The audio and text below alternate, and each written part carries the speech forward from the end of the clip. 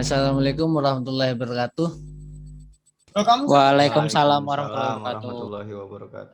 Kami dari kelompok 3 mata kuliah pengantar hukum Indonesia, yang dimana kami kebagian tentang hukum pidana.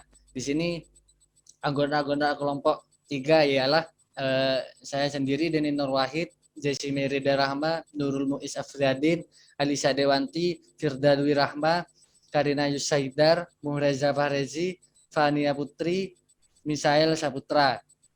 Di sini kami kelompok 3 akan menjelaskan tentang hukum pidana mulai dari sejarah, pengertian, ruang lingkup, dan lain sebagainya yang berkaitan dengan hukum pidana, yang dimana akan dijelaskan oleh anggota-anggota kelompok kami secara estafet atau secara bergiliran. Yang pertama ialah di sini saya akan menjelaskan tentang pengertian pidana. Pidana berarti hal yang dipidanakan yang berwenang memidanakan seseorang adalah instansi yang berkuasa, yaitu pengadilan.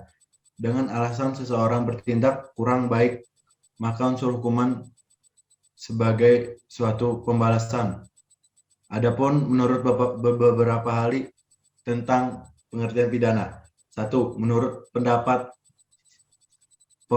dalam Melianto, hukum pidana adalah semua peraturan hukum yang menentukan terhadap perbuatan-perbuatan apa seharusnya itu dijatuhi pidana dan apakah macam-macamnya pidana itu. 2. Menurut Simon dalam Melianto, bahwa hukum pidana adalah semua perintah dan larangan yang diadakan oleh negara dan yang diancam dengan hukuman pidana barang siapa yang tidak menaatinya. Kesemua aturan itu menentukan syarat-syarat bagi akibat hukum itu dan kesemuanya aturan untuk menjatuhkan dan menjalankan pidana tersebut. Sejarah hukum pidana.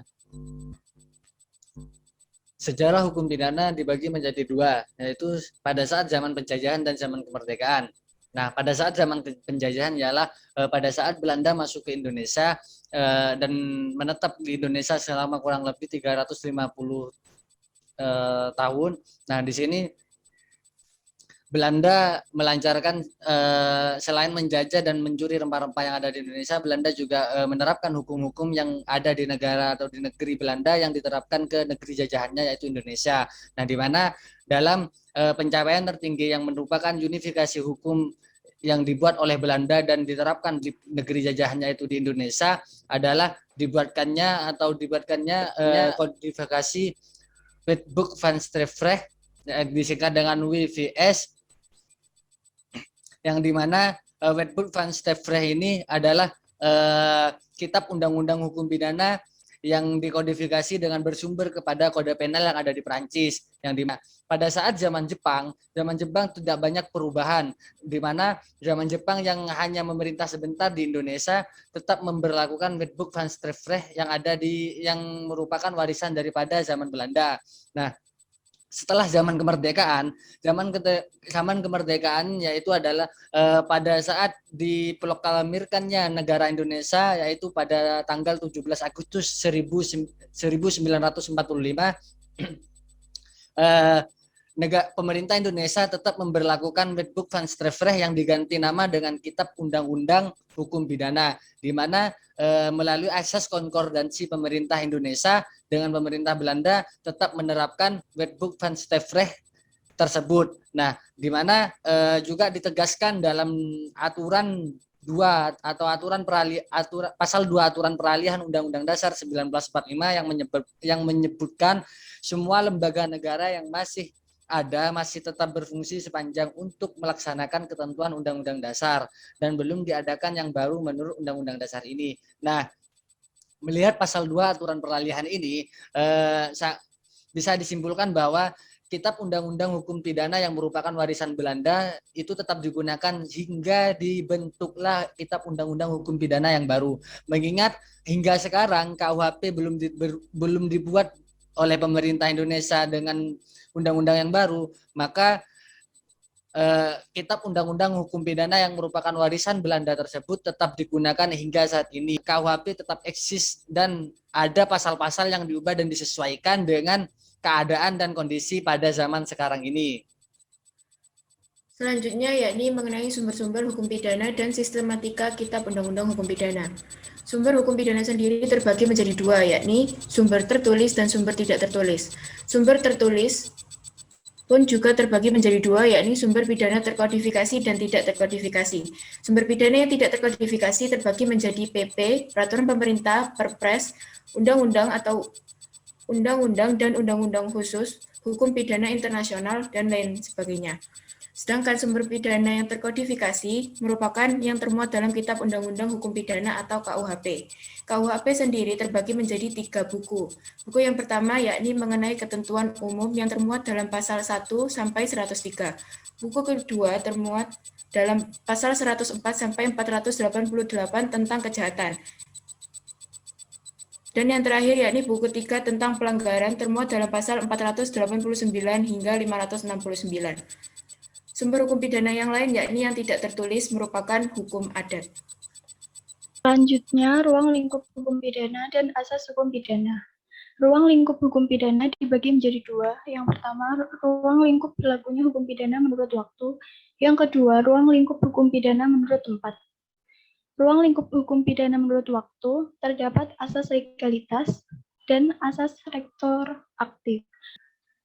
Yang kedua, ruang lingkup berlakunya hukum pidana menurut tempat terdiri dari asas teritorialitas, yang kedua asas nasional aktif, yang ketiga asas nasional pasif, dan yang keempat asas universalitas. Di sini saya akan menjelaskan kembali tentang asas hukum pidana. Di dalam hukum pidana terdapat beberapa asas yang terkandung di dalam ketentuan buku pertama sebagai hal yang harus diperhatikan mengenai peranan dan penerapan hukum pidana berkaitan dengan asas berlakunya hukum pidana dan ruang lingkupnya. Yang pertama, asas legalitas. Asas legalitas berdasarkan pada adagium nullum delictum nulla poena sine praevia lege poenale, yang diartikan dengan tidak ada perbuatan yang dapat dipidana kecuali atas kekuatan aturan pidana dalam perundang-undangan yang telah ada sebelum perbuatan dilakukan. Asas semakin jelas dan tampak di pasal 1 ayat 1 KUHP yang berbunyi bahwa suatu peristiwa pidana atau perbuatan pidana tidak dapat dikenakan hukum selain atas kekuatan peraturan undang-undang pidana yang sudah ada sebelum peristiwa atau perbuatan pidana tersebut. Yang B, asas teritorialitas. Asas ini merupakan bahwa aturan hukum pidana berlaku bagi setiap orang yang melakukan tindak pidana yang ketentuannya sudah diatur dalam peraturan undang-undangan. Di dalam asas teritorialitas hukum pidana di Indonesia menyebutkan buku pertama hukum tentang asas tersebut lebih jelas pada pasal 2 KUHP yang berbunyi ketentuan pidana dan undang-undang Indonesia berlaku bagi setiap orang yang dalam Indonesia melakukan sesuatu perbuatan yang boleh dihukum. Berdasarkan bunyi pasal tersebut menunjukkan bahwa peraturan perundang-undangan diberlakukan kepada siapa dan di mana saja ia warga negara asing atau warga negara berada pada wilayah Indonesia, maka semua terkena peraturan perundang-undangan yang berlaku. Yang C, asas nasional aktif. Asas nasional aktif ini merupakan penegasan daripada asas teritorialitas, bahwa hukum pidana memberikan jaminan kepastian hukum bagi siapapun warga negara Indonesia yang melakukan perbuatan pidana di luar wilayah Indonesia. D, asas nasional pasif. Demikian pula asas merupakan penegasan daripada asas teritorialitas, yaitu prinsip perlindungan bagi warga negara Indonesia yang melakukan perbuatan pidana di negara lain untuk tetap diberikan bantuan perlindungan dari kesewenang-wenangan perlakuan hukum negara lain. Yang E, asas universalitas. Yang dimaksud dengan asas ini ialah suatu asas yang memperlakukan KUHP terhadap perbuatan pidana yang terjadi di luar wilayah Indonesia yang bertujuan untuk merugikan kepentingan internasional, di mana peristiwa pidana terjadi di daerah yang tidak termasuk kedaulatan negara manapun. Subjek hukum dan objek hukum. Subjek hukum terbagi menjadi dua, ada naturalist person dan res person. Naturalist person itu adalah subjek hukum. Istilah subjek hukum merupakan terjemahan dari bahasa Belanda yaitu rechtssubject. Kata subjek dalam bahasa Belanda dan bahasa Inggris yaitu subjectus yang diambil dari bahasa Latin. Subjek hukum merupakan suatu bentuk hukum yang artinya keberadaan hukum yang diciptakan oleh hukum, yang berarti subjek hukum adalah segala sesuatu yang berkaitan dengan hak dan kewajiban hukum yang didapat manusia sejak ia lahir sampai dia meninggal. Dalam pasal 2 BW yang menerapkan bahwa anak dalam kandungan seorang wanita dianggap telah lahir setiap kali kepentingannya menghendakinya. Bila telah mati waktu dilahirkan, dia dianggap tidak pernah ada. Profesor Dr. Widjono Projodikoro SH menuliskan dalam bukunya Asas-Asas Hukum Pidana di Indonesia mengatakan bahwa dalam pandangan Kitab Undang-Undang Hukum Pidana atau KUHP yang dapat menjadi subjek tindak pidana adalah seseorang manusia yang sebagai oknum. Yang dimaksud as person itu adalah badan hukum. Badan hukum terbagi menjadi dua, ada publik dan privat. Badan hukum publik merupakan badan hukum yang dibuat menurut hukum publik atau badan hukum yang mengatur keterkaitan antar negara atau aparatnya dengan warga negara yang berkaitan kepentingan umum atau publik seperti hukum pidana, hukum tata negara, hukum tata usaha negara, hukum internasional, dan lain sebagainya. Sedangkan objek hukum adalah ilmu hukum pidana yang mengatur aturan hukum yang mengenai kejahatan atau berkaitan dengan pidana. Sedangkan objek hukum sendiri itu adalah ilmu kriminologi, adalah seseorang yang melakukan kejahatan itu sendiri. Dengan tujuan itu, orang yang melakukan kejahatan dapat mengerti apa sebab-sebab sehingga mereka membuat kejahatan ataukah didorong oleh keadaan masyarakat sekitar baik dalam keadaan sosiologis maupun ekonomis. Tujuan hukum pidana itu ada dua secara konkret, yaitu yang pertama adalah untuk menakut-nakuti setiap orang agar jangan sampai melakukan perbuatan yang tidak baik. Yang kedua, untuk mendidik orang yang telah pernah melakukan perbuatan tidak baik menjadi baik dan dapat diterima kembali dalam kehidupan lingkungannya. Dengan begitu, tujuan pidana ini sebenarnya mengandung makna pencegahan terhadap gejala-gejala sosial yang kurang sehat di samping pengobatan bagi yang telah terlanjur berbuat tidak baik. Pembagian peristiwa perbuatan dan jenis pidana. Pembagian pidana. Pidana berdasarkan wilayah berlakunya. Berdasarkan wilayah berlakunya terbagi menjadi dua, yaitu pidana umum berlaku untuk seluruh warga negara Indonesia. Lalu ada KUHP dan undang-undang tersebar di luar KUHP. Lalu yang keduanya itu adalah pidana lokal seperti perda atau untuk daerah tertentu. Lalu pembagian pidana berdasarkan bentuknya. Berdasarkan bentuknya yang pertama ada pidana tertulis, lalu ada hukum pidana tidak tertulis, lalu hukum pidana umum dan hukum pidana khusus, dan yang terakhir hukum pidana formil dan material. Untuk peristiwa pidana yaitu pengertian peristiwa pidana. Pengertian peristiwa pidana memiliki istilah yang berbeda-beda dalam penyebutan atas perbuatan yang dilakukan oleh setiap manusia. Akan tetapi perbuatan hukum yang akan mengakibatkan sanksi hukuman. Istilah tersebut ada yang menyebutkan sebagai peristiwa pidana itu sendiri. Ada pula yang menyebutnya sebagai delik. Lalu menurut para ahli, menurut Profesor Mulyanto Esa, perbuatan pidana yaitu perbuatan manusia yang dilarang dan diancam dengan hukuman oleh undang-undang yang dapat dilakukan oleh seorang yang dapat dipertanggungjawabkan. Perbuatan pidana. Perbuatan pidana yang dimaksud dengan delik pidana adalah perbuatan seseorang atau sekelompok orang yang menimbulkan peristiwa pidana, delik atau perbuatan yang melanggar hukum pidana dan diancam dengan hukuman. Jenis perbuatan pidana dapat dibedakan menjadi beberapa macam delik, yaitu delik formal, delik material, delik dulus, delik culpa, delik aduan, dan delik politik. Jenis pemidanaan. Berdasarkan ketentuan yang ada pada KUHP menyangkut tentang macam sanksi pidana atau jenis pemidanaan, hanya terdapat dua macam hukuman pidana sebagaimana dijelaskan dalam pasal 10 bagian 1, yaitu A. Hukuman pokok, Hoofdstraffen meliputi pidana mati, pidana penjara, pidana kurungan, dan pidana denda. B. Hukuman tambahan. Bijkomende-straffen. 1. Pencabutan hak-hak tertentu, perampasan barang-barang tertentu, pengumuman putusan hakim. Sini saya menjelaskan tentang analisis putusan MK.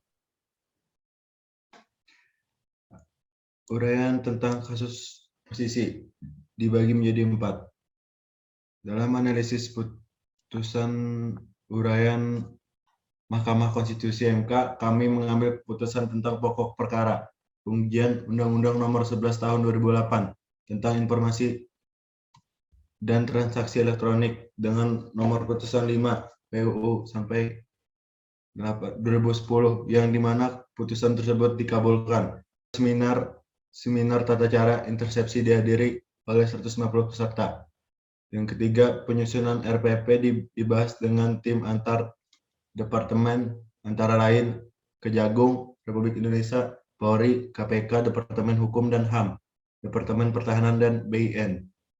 Yang keempat, dalam perjalanan peraturan tersebut, pemohon merasakan bahwa dalam pasal 31 ayat 4 tersebut akan merusak hak dan kewajiban pemohon yang dimana pemohon tersebut berprofesi sebagai advokat.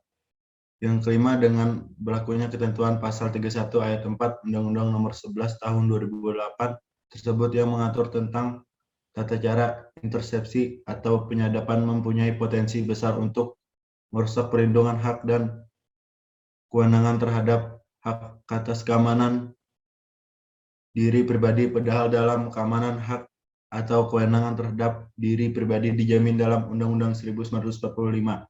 Kerugian konstitusional pemohon. 1. Hilangnya keamanan terhadap perlindungan hak keamanan diri pribadi. 2. Pemohon yang merupakan berprofesi sebagai advokat mengalami kerugian konstitusional dalam menjalankan aktivitas pekerjanya jika ketentuan pasal tersebut dijalankan.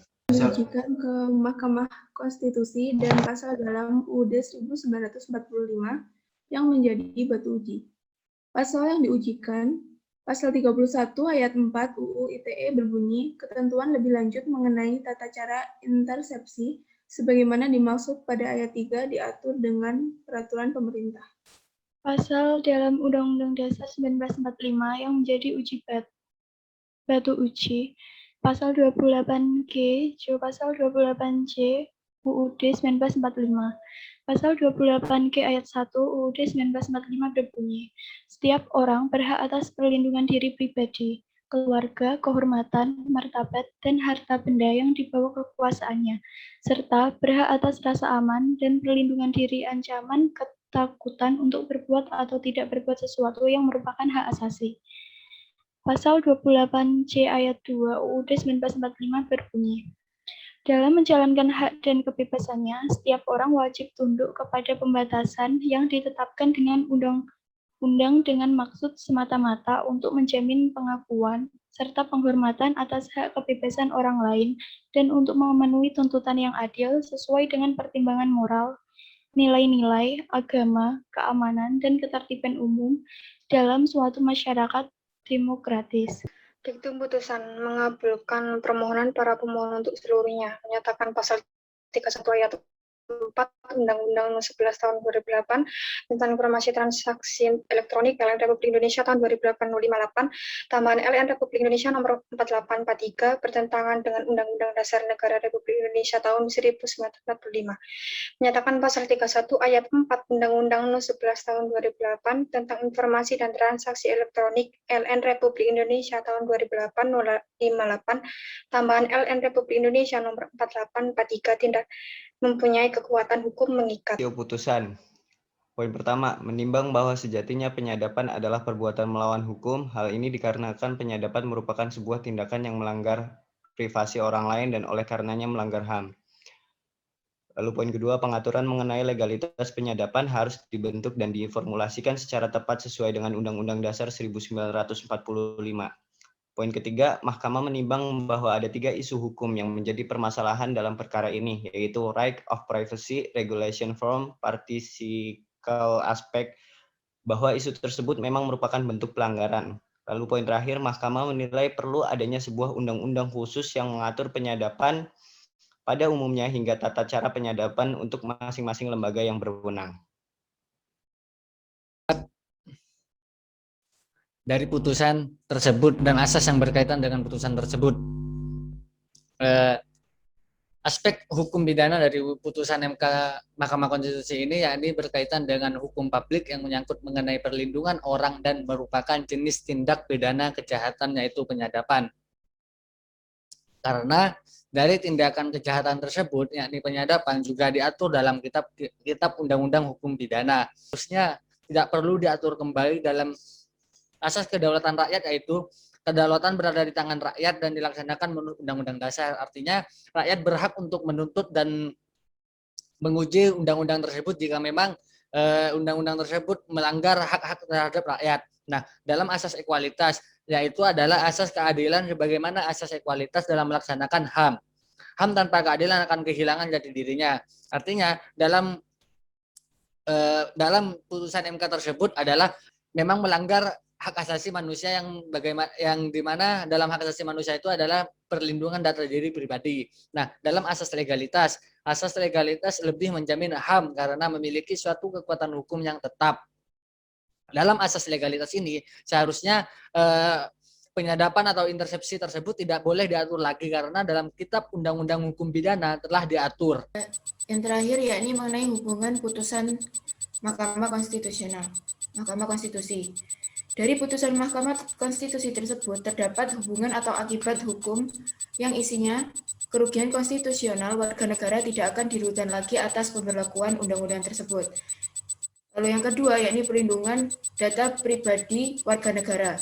Yang ketiga, pengaturan penyadapan yang sudah terdapat pada KUHP sehingga tidak perlu pengaturan lagi yang dapat mengakibatkan tumpah tindihnya peraturan. Dan yang terakhir mengenai putusan tersebut yakni DPR dan pemerintah haruslah mengkaji ulang peraturan tentang penyadapan.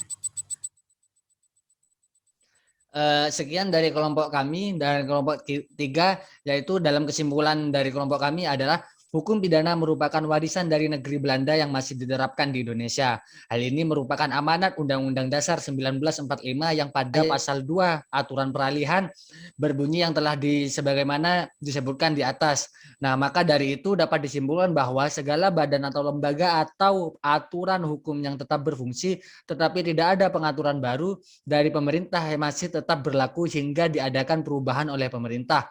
Dalam perjalanannya, Wetboek van Stevrecht tersebut mengalami perubahan-perubahan yang disesuaikan dengan perkembangan zaman serta kebutuhan masyarakat Indonesia.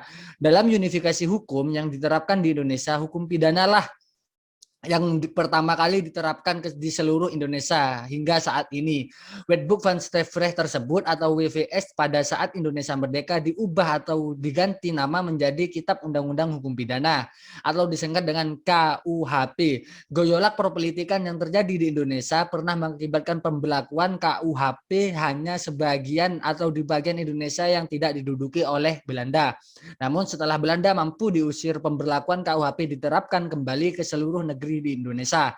Wetboek van Stevrecht atau WVS yang merupakan warisan Belanda dan bersumber atau merupakan dari hasil kodifikasi yang bersumber pada kode penal di Perancis.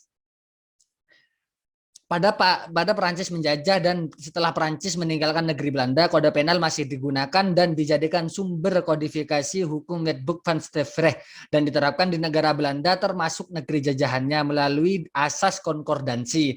Nah, sekian dari kelompok kami, kurang lebihnya mohon maaf. Wabillahi taufiq wal hidayah. Wassalamualaikum warahmatullahi wabarakatuh.